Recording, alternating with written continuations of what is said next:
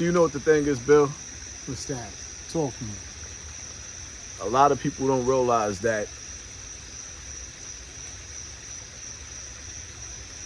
when you get out of the streets, I tell people all the time, on every level, there's a new devil. And when you get out of the streets, the new battlefield is your home. Your wife and your kids become a test. Leaving the street, like, dudes in the street got the mentality, I done been through it all. No, you haven't. No, you haven't. On every level, there's a new devil, and life is a test. See, the crazy thing that a lot of dudes don't understand is, as a man, when you get out the streets, the first thing you do is trying to figure out how to legally provide for your family. In other words, trying to lead them. But go ahead. And then after you get on the path of being a provider, The leader. robbing Peter to pay Paul, because ain't nothing going on but the rent. You got to have a J-O-B if you want to be. And now you paying the rent, the mortgage, as we do. I wanted to say something. The bills don't stop. They don't stop. You're always going to be tested. It's not battle tested. It's tested of your leadership. How much could you take? Because now it comes a mental thing. And I'm going to compare it a little bit with jail. Jail, you don't have no bills. So they take care of you. They provide a roof. The government becomes your daddy. And when you're home, you got to be that leader. You got to be the warden of your house. You got to lay the ground rules, but at the same time, you got to be able to do what you got to do to keep that roof over your family's head, and you got to bring that bread in so they can have something to eat. See, what people don't understand is Responsibility. a hell of a word, because the finer things in life, the simple things in life, the American dream, Or temptation. Well, go ahead. that American dream, back in the days when people, in this neighborhood right here, I'm gonna give you an example, my house. People that first moved into this neighborhood, they probably spent 30, 40 years ago, they probably spent $100,000 on their house. Some may be cheaper than that. My next door neighbor just sold his house next door for $760,000. Y'all got the address, look it up. Am I lying? Wow, that's serious. $760,000. So now, you being a regular Mo, when I moved up in here, you know, my mortgage was well over, way over $4,000. Now I think I got it down to like three and some change a month on my mortgage here. But make a long story short, maintenance and monthly bills is way over $10,000 a month. I know. They told you I'm on Section 8. I know you heard all the lies, and I spent all this money right here on this Section 8 house. Right, we get it. But once we get it, there's a new fear that people don't talk about, and it's called losing it. So now you got to battle with making sure, and like how you said, you slipped on a job, and you realized that if you would have really hurt yourself on a job and couldn't go to work, 1 month worth of bills can easily turn into 2 months worth of bills. 10,000 turn to 20,000. That'll put you right back in the streets, trying to maintain your family. So you got to be cautious. You have to have a partner. You have to have a game plan, and you have to have a safety net. Now going through all of that stress, you laying up with kids you don't like, with a woman you don't like, and you trying to make it work, but everything about her energy is irking your nerves. Negative energy. Negative energy. Like, when you get out of the streets, home becomes the battlefield. Any relationship where you see niggas, oh, we've been together for 10 years, we've been together for 12 years, that relationship needs new energy, is burnt out. Are you happy? That's the question. Are you happy? You've been in a relationship for 10, 12 years, but are you happy? That's just a number. It looks good, it sounds good, but is that really your partner?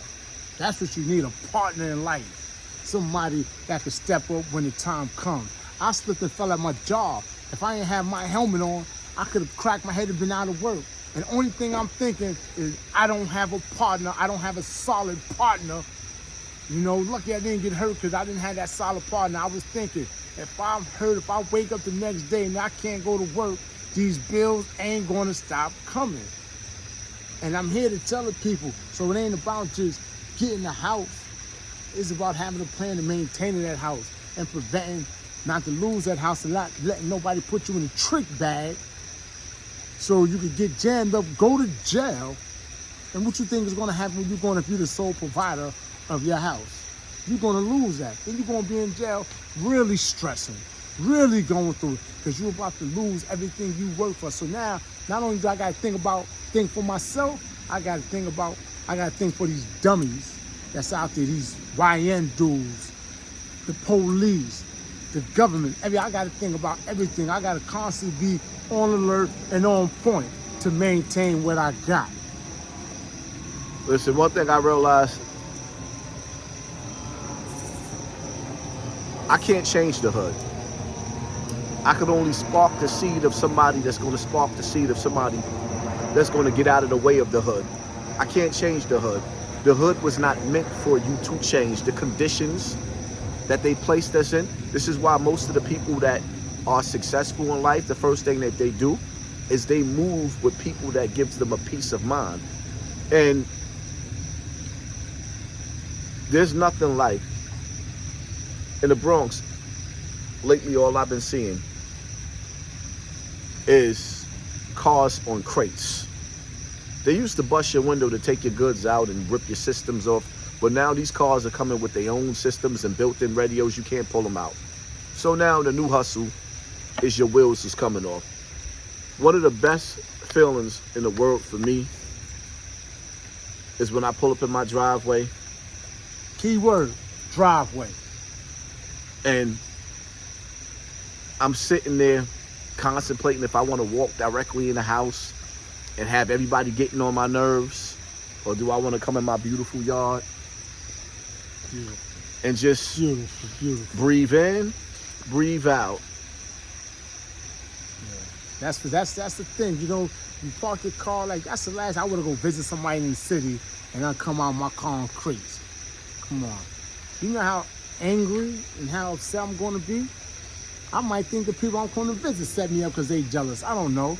But it's bad. You don't want to have to worry about that. Can't find a parking spot. Somebody's going to scratch your car. I don't need that kind of stress. Got to spin the block 10 times looking for a parking space to use a quarter tank of gas. I drive big boys, so I'm putting premium in my cars. You know, and being I'm driving big boys, they eat up gas. What? Like I said, getting back to coming through the hood, living in the hood, is not cool. If you can get out, go. You know, Jay-Z said, or Mint Bleak said about Jay-Z, he started getting a certain type of money, his arrogance and what he was doing in life, he knew he had to get out the hood, and not only did he get out the hood, he got away from the hood mentality. And even though the rappers he put on, he had to get away from them because they were still in the hood and had connections to the hood. So to be where he at today and buying basketball teams and being a part of these big billion-dollar projects, he had to get away from them because he couldn't afford them to drag them down on crabs in the bucket. And that might not even been their intentions, but how they moving. You know, the hood don't love nobody. So when you got people that's connected to the hood, you got to distance yourself from that or you're going to lose. Man, I got friends that hate me. But the reality of it is, the whole key to life is, again, making sure when you escape those streets, understand something. The wrong female that you got to come home to, that could turn into a bid. Life is a test. Once you leave the streets, it's a whole nother journey. You got to figure out how to be a provider. You know what I mean? You got to make sure you got a woman that don't talk to you sideways, because these women out here will talk to you sideways. And, you know, we're not going to sit up here and act like Hollywood. Some of us dudes don't have a problem with cocking back and smacking 5 teeth out of a bitch's mouth. No, that's not our option either, man. And you got to do that leafer. You know, we got to learn how to live. You see, the whole thing, alive, but we not living. We can't lie, and I'm not going to lie to myself. There was those days where you would have got a nice 5-finger back smack to the floor. I'm being real. Nowadays, as we get older, my number one, that commercial, the door, when you get out of the streets, a lot of niggas retreat to the streets because they can't handle the bitch that they laying next to. But let me tell you something. We might have got out the streets, but guess what? We brought a street chick with us. So what you expect to have? Because she's not ready and she wasn't taught how to be a wife, how to be a woman. She still got the kid, the child mentality. She's still chasing the street nigga, and you used to be that street dude, and that's what she wants you to be. That's why she's doing what she's doing. That's why she's giving you a hard time, because you don't lay the smack down no more, because you grew, but she didn't grow. Or the flip side is when you a nigga like me, that you done been played in the streets so hard that you done created families outside of your family. That's why you see a bunch of kids and you can't even put the picture of, okay, is this one in this house or this one in that house? And now you done burnt your relationship out because you done did so much. I should have cheated. Now that energy that you gave out, it comes back. Yeah. And just because you think that female is supposed to start just acting right, because now you want her to act right, it don't work like that, you know, because they say once a good girl turned bad, she's gone forever. She don't necessarily have to be bad, but she might be bad for you because you was bad for her. And those scorn nightmares that you done put her through, you know. Scorn, karma, as they gonna say. So they don't want to do right by you, but they be in the next man's face, smiling, flirting, and everything is good. But you doing all the providing and you breaking your back, trying to make sure she happy, and she show you all this negative energy. That's discouraging, you know, when it shouldn't be like that. Well, one thing about it is like that I can say about my wife. Like I gotta give it to her. Nigga, my wife is different. She's a go-getter. She's a heavy hitter. You know what I mean? Her money is disrespectful as long. You know what I mean? She like my wife is different. All these bills. One thing I will sit up there and say is, if something happened to me today or tomorrow, my wife will be able to hold the fort down without me. And that's a blessing, brother. You better appreciate it. So when niggas be sitting up there, I be trying to make niggas understand, like, when niggas be talking slick, you know what I mean? First of all, my motto is I don't fuck with broke bitches. 2 broke motherfuckers together ain't gonna do nothing but fight. I don't fuck with broke bitches. 2 broke motherfuckers ain't gonna do nothing together but fight. And that's the bottom line to it. And on top of the fact, see, that was my motto when I was younger. Now, I'm the type of nigga that I meet a new female, I could change your whole life. If I meet a new female, I could change your whole life. Just like with Bill, we not rich, but I could show you what it's like to live in a different area code, zip code, whatever you want to call it. You ain't gotta always be in the hood. You ain't gotta go through the, you know what I mean, niggas selling drugs next door to where you live at. Nah, I made sure the pissy elevators. I made sure I changed. Big ass rats. I changed that. My kids don't know what it's like. They don't even have a clue or idea. My kids are not even aggressive. They don't even have an aggressive bone in their body. They don't know what it's like to sit up there and have stories about getting jumped by 5 or 6 different people each and every other day going to school. That doesn't live in. Alhamdulillah, that's a blessing. That doesn't live in the environment that I live in. You know what I mean? That's why, for me, I make sacrifices so my kids don't have to go through the things that I went through. You know, exactly. Life can change overnight. Yes, it could. But is it really overnight? Because you had to work. It took you years for you to be in that position for it to happen overnight. A night of pleasure could turn into a night of pain.